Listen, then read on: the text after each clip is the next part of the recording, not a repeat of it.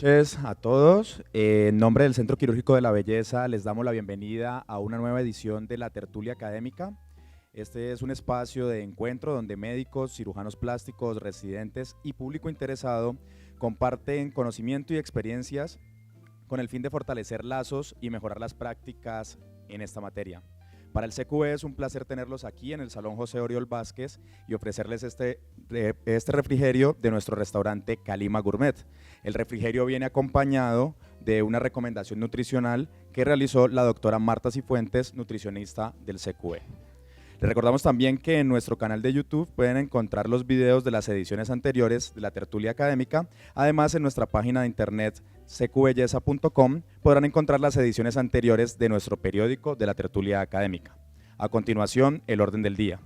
Primero, saludo de Javier Hernán Collazos, representante de visita médica de Menarini. Segundo, el tema principal de la tertulia académica, infecciones en mamoplastia de aumento, a cargo del doctor Janier Daniel Segura.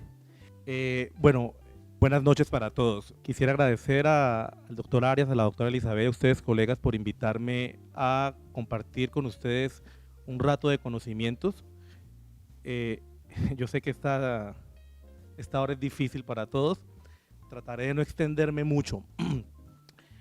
Lo primero que quiero comentarles es que este es un tema que superficialmente parece básico. Sin embargo, cuando uno revisa la bibliografía, termina uno triste y al mismo tiempo motivado. La tristeza radica en que, comparado con otros procedimientos y con otros procesos patológicos en infecciones y que incluyen la inserción de dispositivos, hay muy poco escrito. Si ustedes comparan lo que hay escrito con la parte de procedimientos neuroquirúrgicos y lo que hay escrito con base en procedimientos ortopédicos que incluye implantar prótesis, ese tipo de enfermedades tienen incluso protocolos definidos ya en todo el mundo que así deben hacerse. Protocolos estrictos y rígidos de que así deben hacerse las cosas, tanto tiempo antibiótico, tanto no, poner, quitar. Esto no ocurre en prótesis mamaria. Y les puedo adelantar que en lo que revisé no hay un solo ensayo clínico controlado de infecciones de una situación que vemos con una frecuencia no despreciable. Y esto es interesante porque debe motivarnos a que quizá podamos escribir sobre esto, porque las experiencias que hay son monocéntricas, en un solo centro de una sola persona. Entonces es un llamado de atención y motivarlos a que podemos hacer buenos trabajos con este tipo de situaciones. Comenzando con la charla. Entonces, continuando con la charla, quise traerles a manera de abrebocas este artículo que se publicó hace algunos años en una revista sueca y que titulan Las complicaciones quirúrgicas y procedimientos estéticos y turismo estético. Y en esta revisión se hace notable que es mama la cirugía que más se realiza o que la gente de otros países viene a hacerse en nuestros países.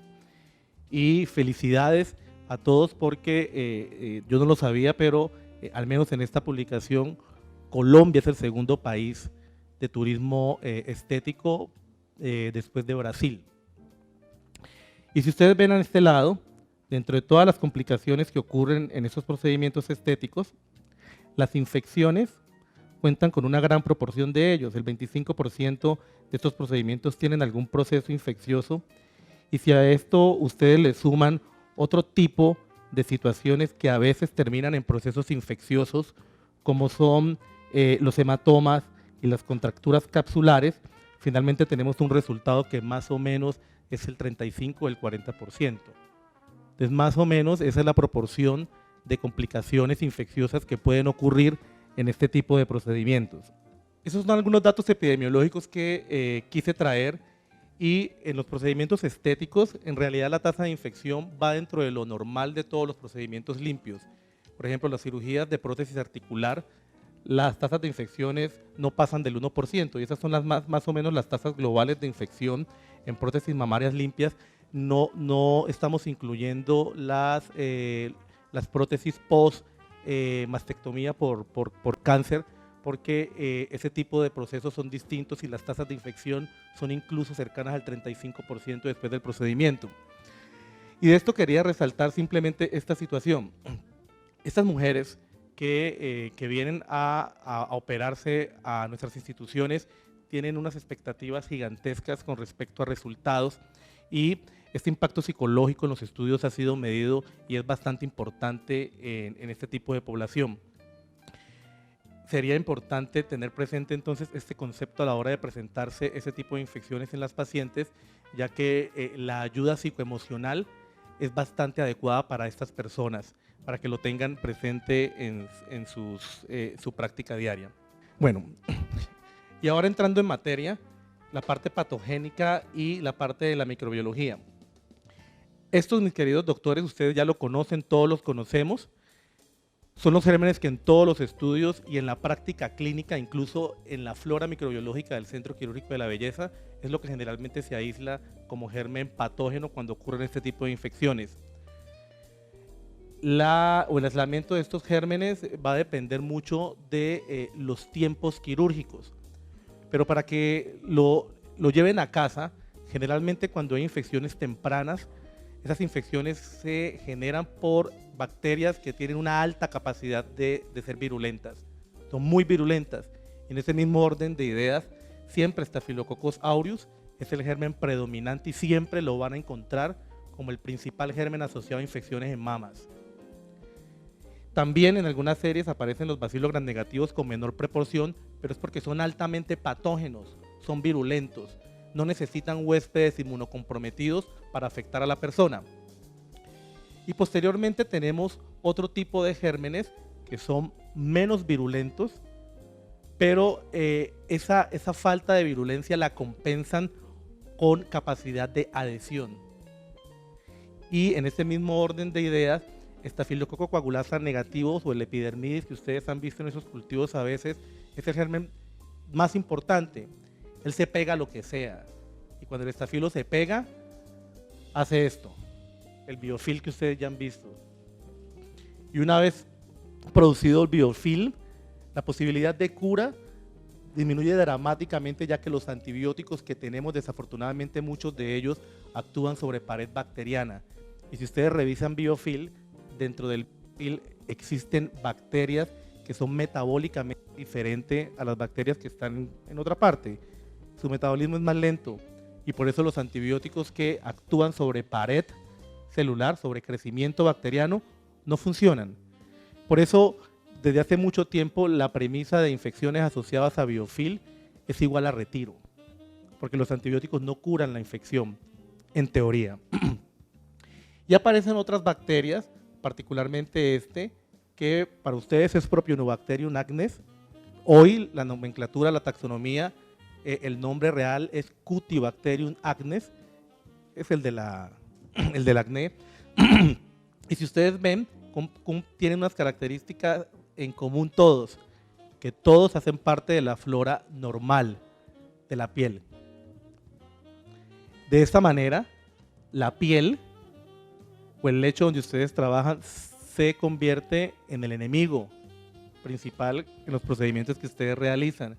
Por eso es importante que en el momento del abordaje quirúrgico el objetivo es tratar de disminuir al máximo las unidades formadoras de colonia que hay en la superficie de la piel, teniendo presente que para que una infección ocurra, cuando no hay prótesis, cuando no hay material in situ, una bacteria patógena necesita 10 a la 5.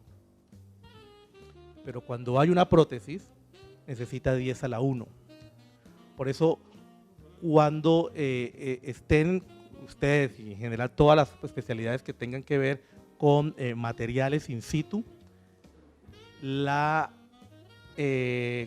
consigna de asepsia, antisepsia debe ser extrema. una sola unidad formadora de colonia de un germen que sea virulento puede terminar en un proceso infeccioso. Y se habla mucho de que este tejido mamario va a ser diferente dependiendo de la parte donde estén ustedes trabajando.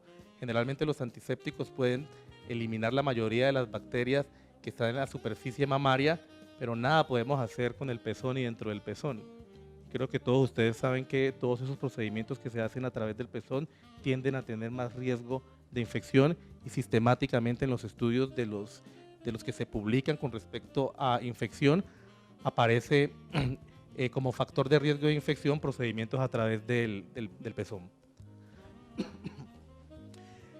Esto es más o menos para que ustedes tengan presente los tiempos de tratamiento y se han establecido en mama estos tiempos, teniendo presente que una infección temprana es aquella que ocurre durante este tiempo, una infección subaguda hasta el año y una infección tardía después del año. Y esto es importante porque, como les mencioné ahora, el hecho de tener una infección temprana en su cabeza, esquemáticamente ustedes deben automáticamente pensar en estos gérmenes virulentos. Aquí hemos tenido casi exclusivamente Staphylococcus aureus como gérmenes productores de infecciones en mama, pero eventualmente se encuentran bacterias negativas, algunas pseudomonas, algunas serratias y particularmente Enterobacter. Habrá diferencia de flora entre una institución y en otra, pero más o menos eso es lo que se maneja en la mayoría de las instituciones. Como cuadro subagudo, por su característica de no ser patógenos, encontramos estos dos gérmenes. Los coagulasa negativos, principalmente el Staphylococcus epidermidis y el Cutibacterium acnes. De esto es importante tener presente que las infecciones que producen estos gérmenes son infecciones larvadas, no son agudas, la gente quizá consulta por algo de dehiscencia, la secreción no es tanta, es muy sutil el proceso infeccioso, particularmente por lo que les acabo de decir, el germen no es virulento, se demora en producir daño. Y este germen en particular no se cultiva. La mayoría de nuestras instituciones tienen cultivos para gérmenes aeróbicos. Todo esto es aeróbico excepto Cutibacterium acnes. Y por eso entonces algunas de las pacientes que vemos pueden tener cultivos negativos y tener infección por este germen. Aún así, si ustedes revisan la mayoría de las series, la sensibilidad del cultivo para el diagnóstico de infección en mama no es del 100%. Más o menos el 25% de los casos van a tener cultivos negativos a pesar de tener una infección. Y ahí radica la experticia de nosotros en determinar si finalmente lo que tenía la paciente era un seroma o era una infección que los cultivos no captaron. Entonces, para que lo tengan presente, el 25% de los cultivos en mama son negativos aún teniendo infección. Y quisieras hacerle hincapié en esto, micobacterias. ¿Alguno ha tenido micobacterias en mama? ¿Entre ustedes? Entonces, miren, es un germen difícil de tratar, complicadísimo de tratar. Y aunque la literatura refiere que micobacteria aparece como una infección subaguda o tardía, cada vez se ven más infecciones por micobacterias en etapas tempranas. Porque lo que ocurre es que hacemos el diagnóstico acá, cuando el paciente empezó un cuadro clínico por acá. Entonces, como recuerden que nosotros primero pensamos en lo más frecuente y empezamos a tratar a la paciente para este tipo de bacterias, pero puede ser que la inoculación por micobacterias se hizo relativamente temprana en el postquirúrgico, pero lo vemos después, a los 2, 3 o 4 meses. Y en este mismo orden de ideas, quisiera traerles estos ítems que puede ocurrir en cualquier momento en el posoperatorio, que las infecciones por micobacterias ocurren tanto como brotes o como casos esporádicos, que el 25% de los casos reportados son bilaterales y que generalmente existe como fuente el agua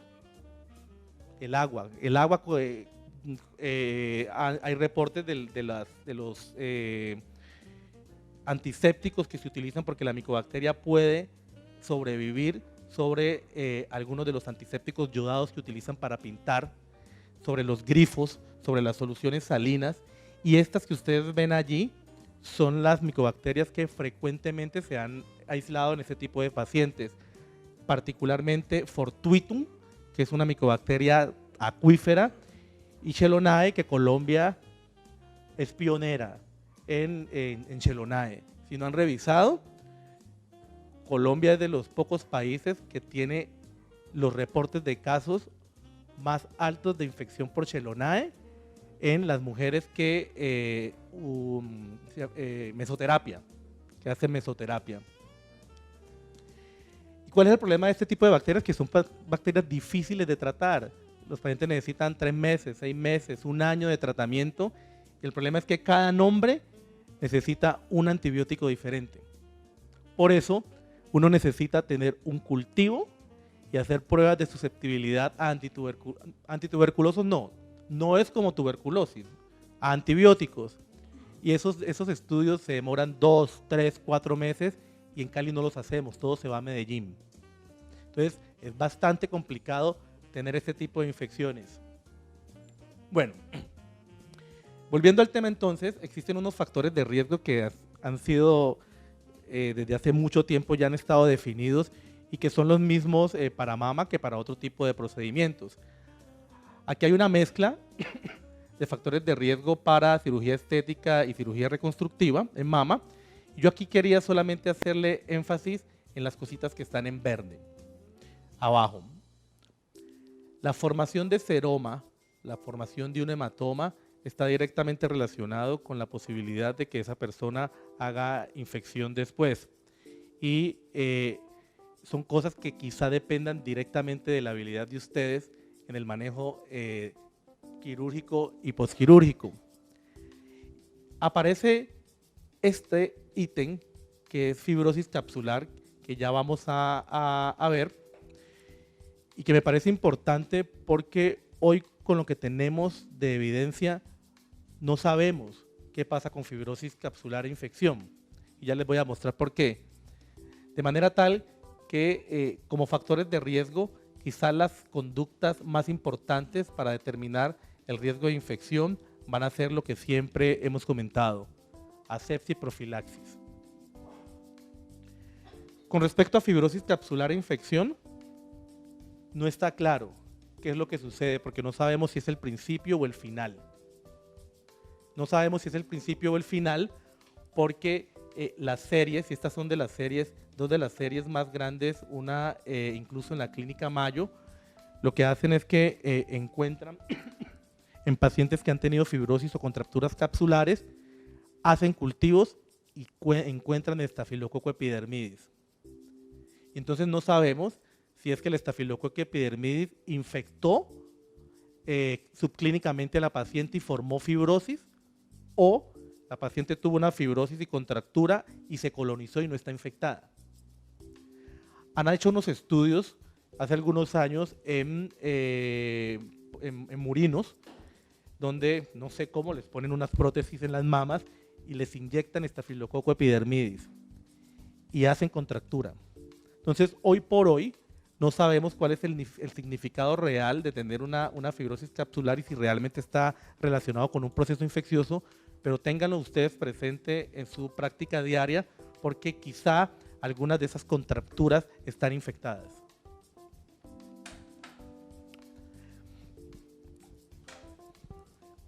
Bueno, del 79 al 2019, perdón, solamente hay 2 artículos que se enfocan en diagnóstico y tratamiento de infecciones en mama. Y otro artículo que se publicó en las clínicas de Norteamérica, yo estaba estudiando todavía, que fue más o menos entre el 2011 y el 2012, y después lo replicaron hace 1 o 2 años haciéndole unas sumitas.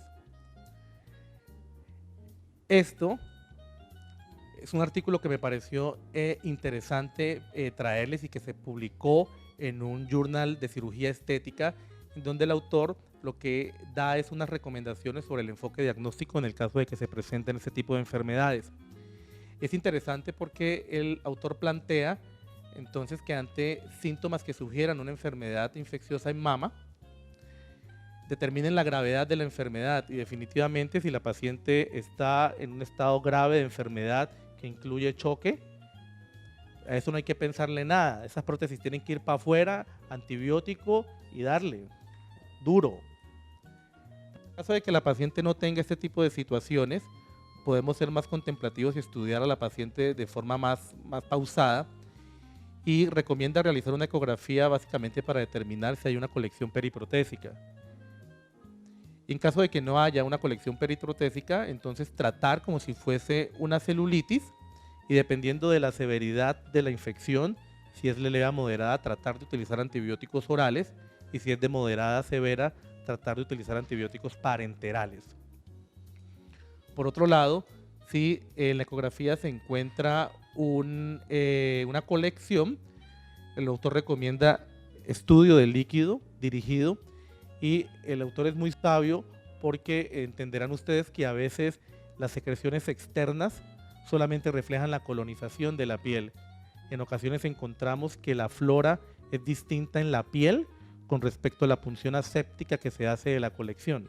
A veces se encuentran esas disparidades microbiológicas y por eso si uno quisiera o tuviese que recomendar, generalmente recomendaríamos utilizar la técnica aséptica para tomar la muestra. Y de esta muestra entonces miren que el autor recomienda tomar cultivos aeróbicos, anaeróbicos, para hongos y para micobacterias de una vez. Esto quizá no aplica para nosotros porque pues nosotros pues tenemos ciertas limitaciones de recursos y sabemos que la mayoría de las veces van a ser bacterias. La probabilidad de encontrar infecciones micóticas en prótesis es bastante baja. Y la parte de micobacterias quizá podríamos postergarla un poquito para cuando el paciente no mejore o tengamos una presunción diagnóstica clínica de que tenga ese tipo de enfermedad. Y aquí aparece entonces una connotación de qué hacer cuando los cultivos sean negativos. Miren que el autor refiere que en caso de que los cultivos sean negativos y no haya purulencia, el autor coloca aquí seroma, pero de todas formas recomienda utilizar antibióticos por un tiempo prudente. Y el autor es muy sabio porque acabo de decirles que el 25% van a ser negativos y es imposible hacer la diferenciación clínica de si es un seroma o si es una infección con un organismo con bajo inóculo o poco virulento. Y en caso de que el cultivo sea positivo, el autor propone entonces pues darle antibiótico dependiendo de lo que se encuentre y pone en un recuadro la posible remoción de la prótesis. Sin embargo, por acá empieza ya a generar dudas con respecto a si todas las prótesis deben quitarse. Y él acá ya empieza a colocar algunos ítems donde ustedes ven, por ejemplo, que en el caso de tener organismos de poca virulencia, podrían eventualmente tratar de salvar las prótesis. Y los tiempos de tratamiento serían diferentes. Acá, por ejemplo, en caso de que el cultivo sea negativo y no sepamos realmente si tiene una infección, se proponen 2 semanas. En caso de que se vaya a remover el implante, se proponen 2 semanas después de la remoción del implante. Y en caso de que se vaya a dejar el implante y que se vaya a tratar de salvar el implante, los tratamientos antibióticos tienen que ser prolongados y deben ser al menos durante 6 semanas. Y esto es muy parecido a lo que se hace en práctica clínica con prótesis de rodilla o cadera para ortopedia. Es muy parecido y si ustedes se ponen ahí a pensar, son procedimientos que de alguna u otra forma tienen alguna similitud. Ahora, desde el punto de vista ya terapéutico, esta es la consigna más importante. No hay una sola guía en cirugía de mama que me digan a mí o a ustedes cómo debemos proceder. No hay. Y lo peor es que no hay un solo ensayo clínico controlado para el manejo de las infecciones. Todo lo que existe en infecciones de mama son los estudios retrospectivos o de cohortes y un metaanálisis de lo que se ha hecho hasta ahora. Por lo tanto, desafortunadamente, en infecciones en mama, la ciencia no nos ayuda. No tenemos la respuesta de cómo manejar mejor infecciones porque no tenemos datos. No hay ciencia en infecciones en mama. Entonces, ¿qué toca? Arte. Toca entonces crear la experiencia y escribir. Hay que escribir. Bueno, este es el otro artículo en donde el autor, y relativamente reciente, ya hay un cambio porque lo que les mostré ahora es el punto de vista estético del cirujano plástico. Esto ya es un journal de infecciosas. Y aquí lo que quiero resaltarles es que también el autor empieza a sugerir que existen algunas condiciones que eventualmente podrían a la larga llevar a que esas prótesis mamarias se puedan salvar. Y entre esas condiciones que el autor coloca es que, uno, las infecciones no sean producidas por gérmenes que sean difíciles de tratar. Y pseudomonas, acinetobacter, micobacterias, cándidas y Staphylococcus aureus son gérmenes difíciles de tratar. Y por eso el autor pone que en caso de que no tengamos ese germen, en caso de que no hayan colecciones grandes, en caso de que no haya dehiscencia y exposición de la prótesis y que las infecciones sean relativamente tempranas, con pacientes escogidos podemos lograr algunos desenlaces adecuados dejando la prótesis. No hay ensayos clínicos que comparen dejar versus no dejar. No existen. Sí, doctora.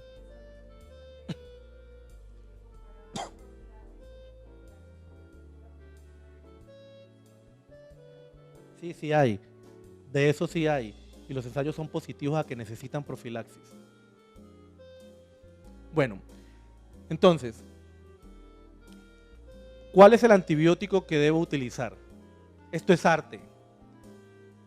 Estos son los gérmenes que acabamos de mencionar, los mismos que acabamos de mencionar ahora: Coagulasa negativo, Cutibacterium agnes, Bacillus, Disteroides, Aureus. De Aureus una connotación importante que siempre trato de transmitirles. Tradicionalmente hemos considerado el Staphylococcus aureus un germen sensible. No, la mitad de los Staphylococcus aureus en Cali son resistentes a oxacilina, de forma tal que ustedes, cuando van a tratar infecciones y piensan que es un aureus, cuando le ponen cefalexina, en la mitad de las veces van a fallar. Y si falla cefalexina, pues siendo oxa resistente, falla ampicilina sulbactam, amoxicilina ácido clavulánico